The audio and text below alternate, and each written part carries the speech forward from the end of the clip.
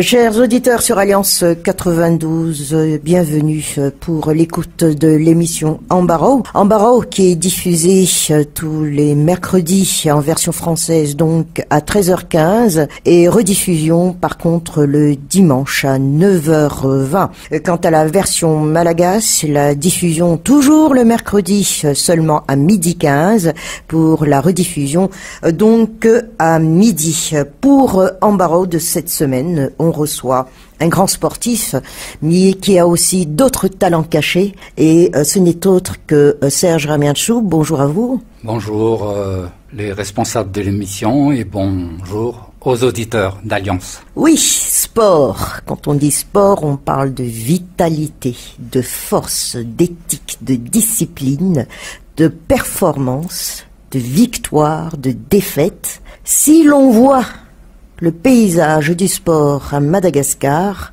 a-t-on évolué dans le sens de ces mots-clés énoncés? Alors je vous dirai tout de suite non.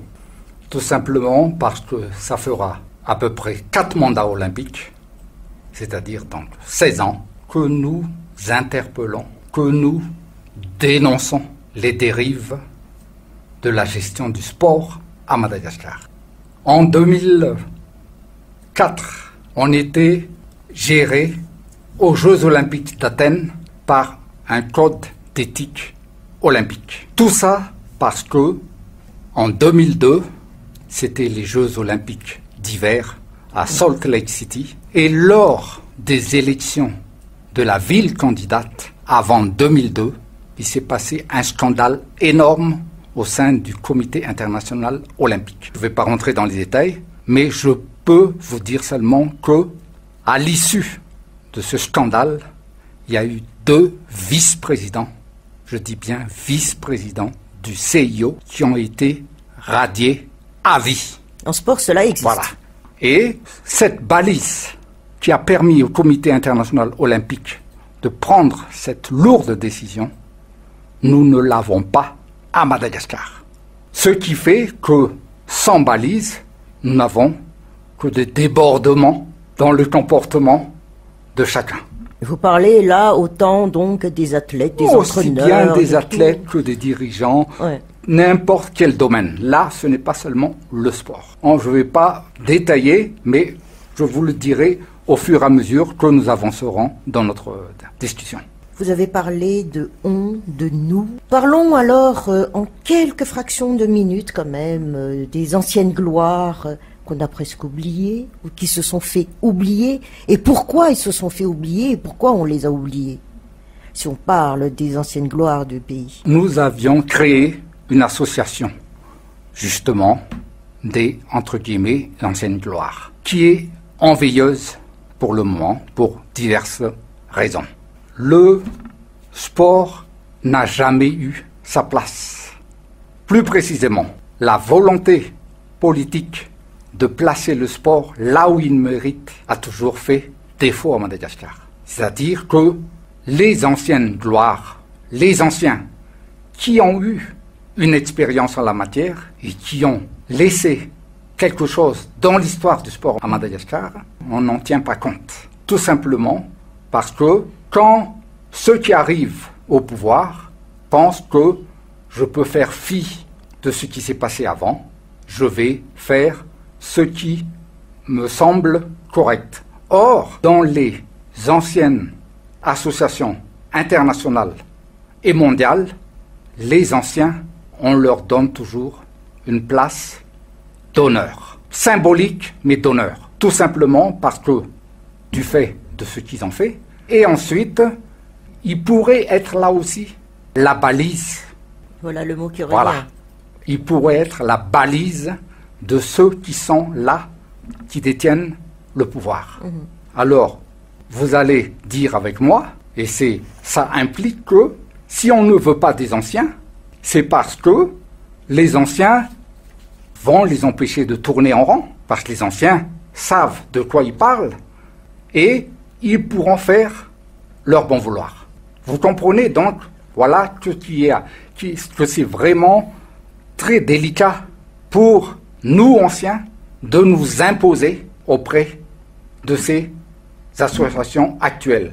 Mais acceptez quand même qu'il a eu évolution tant au niveau des disciplines, des règlements, même de l'approche technologique des disciplines sportives. C'est peut-être pour cela que l'on ne fait pas pour autant appel à vos expériences si on parle des anciennes gloires. Écoutez, la gestion du sport à Madagascar, quand tu as terminé ton mandat, tes mandats, tu as mis la barre à une certaine hauteur. Vous me comprenez? Tu as, par cette barre sur une certaine hauteur, tu as mis quelque chose dans l'histoire du sport à Madagascar. Et vous conviendrez avec moi que ceux qui arrivent après, l'alternance donc, devraient au moins ne pas descendre de cette hauteur de la barre que les prédécesseurs ont laissée. Plus haut, plus fort. Plus haut, plus fort, comme la devise olympique, plus loin. Hein? Alors, je ne vais pas m'étendre plus, je vous laisse le soin de dire que cette barre, elle est où actuellement? La hauteur de cette barre se trouve où actuellement? Mais le constat actuel aussi, c'est que les disciplines individuelles font plus de performances que les disciplines collectives. Pourquoi? Ça a toujours été comme ça, donc je pense qu'on ne va pas développer ça parce que, disons, les disciplines collectives, à part peut-être la pétanque, les triplettes, doublés, hein, il y a, disons, un certain gabarit à prendre, etc., etc. Hein. Donc, nous pouvons mieux nous situer dans les disciplines individuelles. Mais je vais vous apprendre quelque chose. Statistiquement parlant, après 2004, la délégation malgache aux Jeux Olympiques a un quota qui chute vertigineusement. De participation, de discipline de discipline et d'athlètes. Et ça, on n'invente rien. C'est les statistiques qui le démontrent. Et je vais vous dire, dans les athlètes, nous avons la composition des athlètes. Nous avons ceux qui sont qualifiés d'office. Je dis par là ceux qui ont réussi les qualifications olympiques et ceux qui ont réussi les minima olympiques. Et de l'autre côté, il y a les wildcards, c'est-à-dire les invités. Parce que les Jeux olympiques sont universels. L'universalité du sport dans le monde est maintenue de ce côté-là. Alors, ce que je vais vous apprendre, c'est ça. Depuis, après 2004, après les Jeux olympiques d'Athènes, c'est-à-dire à partir des Jeux olympiques de Pékin en 2008, le nombre des athlètes qualifiés par rapport au nombre des wildcards et des invités ne fait plus photo. C'est-à-dire qu'on a de moins en moins d'athlètes qualifiés que d'athlètes invités. Alors, vous comprenez que si on a moins d'athlètes qualifiés, c'est que le niveau, les performances de nos athlètes ne répondent plus aux normes, aux minima internationaux. Mais est-ce qu'on prend en considération ces minima nous-mêmes à Madagascar? Mais, de toute façon, l'olympisme, c'est une universalité. Hein? On ne peut pas, si on fait partie de la famille olympique, de la famille sportive, ne faire qu'à notre tête. Non, on est obligé de suivre les procédures, les règlements olympiques. C'est comme toute activité, il y a des normes. Exactement. De toute façon, je le répète, on n'en fait pas qu'à notre tête. Et on est, avec cette diminution de nos athlètes qualifiés, c'est la conséquence même de la gestion désastreuse de notre politique du sport. Alors, nous avons une population jeune quand même, hein, qu'il faut exploiter aussi. Ben, justement. Mais, je le disais tout à l'heure, la volonté politique de mettre le sport là où il est n'existe pas. Hein? C'est-à-dire que on devrait avoir une politique bien définie et planifiée. Et surtout que les gouvernants successifs, s'ils ont cette volonté politique, donnent les moyens aux athlètes et aux fédérations sportives d'avoir les ambitions qu'ils veulent avoir et d'avoir les ambitions d'un rayonnement international pour le pays. Mais nous le savons très bien, quand des athlètes font des performances, nous sommes les premiers à aller les accueillir à IVAT pour récupération. Bon, je ne vais pas en faire un délai, nous le comprenons très bien. Les récupérations politiques, il y en aura toujours. C'est-à-dire donc, puisqu'on parle un peu de politique, si l'homme à la tête d'un État comme le nôtre change la donne et mise sur cette jeunesse à travers le sport et bien entendu la culture aussi, on pourra avoir un autre Madagascar? Écoutez, il ne suffit pas d'avoir une intention, de faire des promesses, entre guillemets, électorales. On y est en ce moment. Hein? Il faut essayer surtout de concrétiser ça.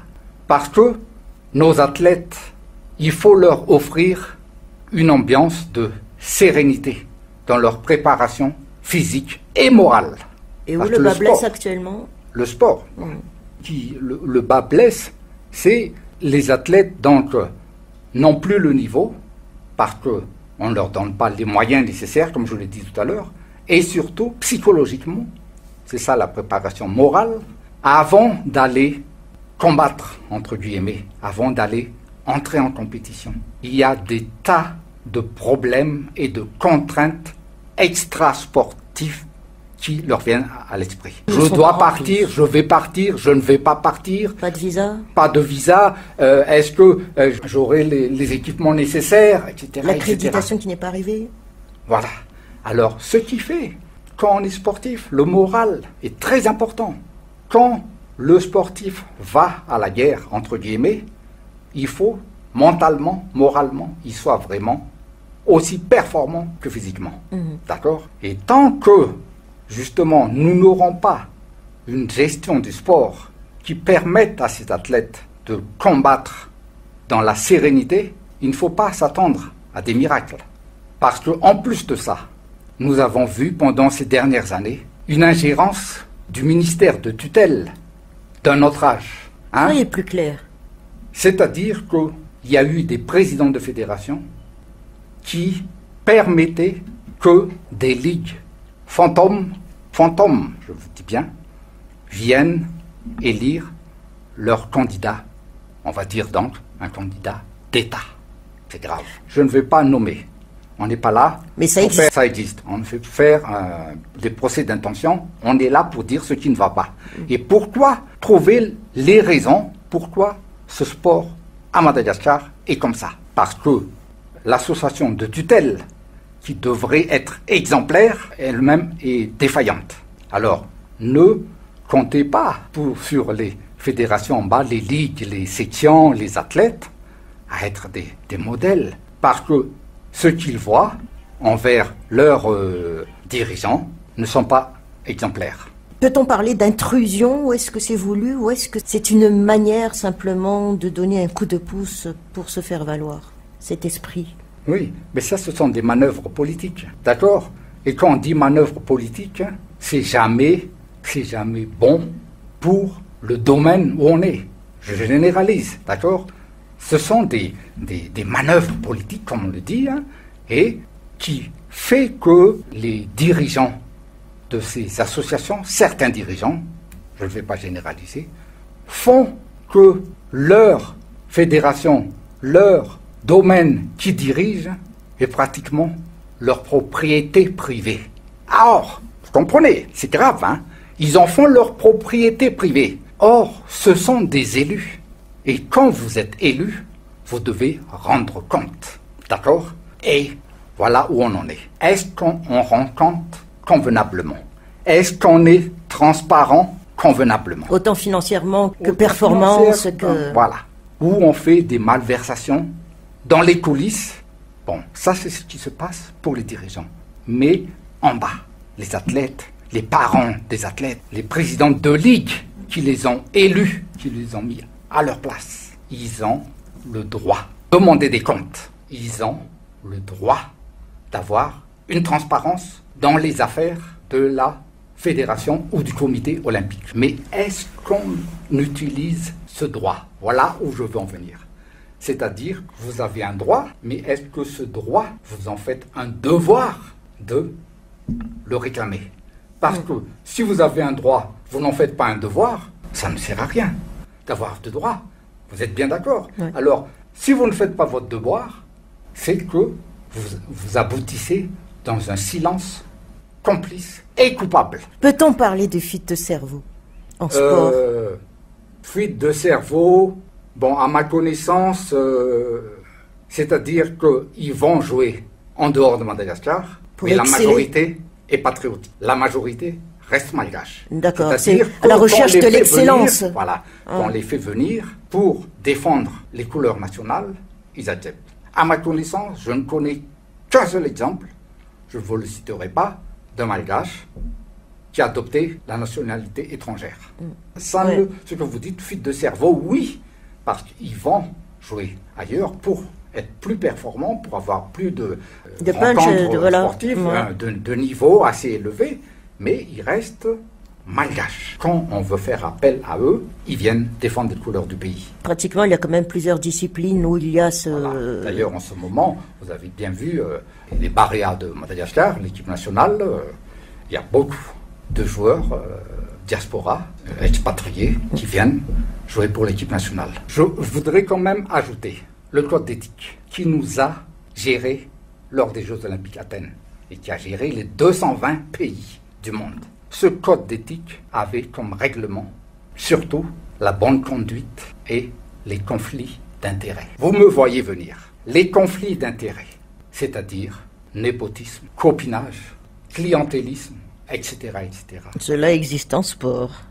En sport et plusieurs domaines de ce pays. Et désolé, tant que nous ne saurons pas différencier, nuancer, ne pas accepter le juge et parti, dans ce pays, il ne faut pas s'attendre à une évolution. D'accord?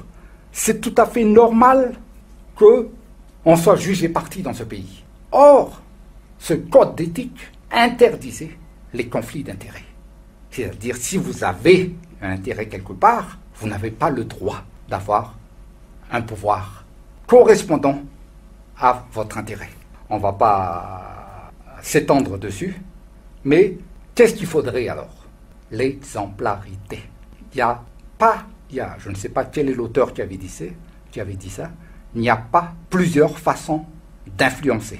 Il n'y a qu'une seule façon d'influencer, c'est l'exemplarité. Et je dis ça parce que tant que l'exemplarité de nos dirigeants, quel que soit le domaine, ne sera pas de mise, il ne faut pas s'attendre à pouvoir bien éduquer le citoyen, le sportif, le chrétien, etc., etc. Parce qu'une fois que vous allez leur dire, tenez-vous bien, ils vont vous répondre, regardez ce que font là-haut. Alors, ne me dites pas de faire ce qu'il faut, c'est eux d'abord qui devraient être exemplaires. Oui, si on parle de football, les 90 minutes ne sont pas suffisantes pour parler de sport. Si on parle de tennis, ce ne sont pas les nombres de sets qui vont nous arranger pour parler de sport, comme quoi beaucoup de choses restent à dire, mais pour Serge Ramianchou, qui était quand même un ancien président de la fédération de tennis, vous avez aussi une autre activité. Vous aimez chanter. C'est pour tenir la forme en tant que sportif Depuis la retraite, donc, les deux dadas, le jardinage et la musique. Bon, ce sont des thérapies permanentes. Grâce à ces thérapies permanentes, on peut tenir dans ce contexte ô combien difficile et délicat de ce pays. Eh bien, c'était votre embarras, Serge Ramianchou. Merci à vous. Merci, et j'étais vraiment très heureux que vous m'ayez sollicité pour continuer le combat. Parce que c'est un combat qui ne cessera jamais. Et la dernière phrase que je lancerai, c'est je m'adresse aux sportifs. Mobilisons-nous pour, au moins dans ce domaine sportif qui est dans le monde, le sport est le meilleur ambassadeur d'un pays avec la musique, que le sport en Madagascar, nous ne retrouvons pas dans des prochains Jeux Olympiques où on n'aura plus de qualifiés, mais uniquement des invités.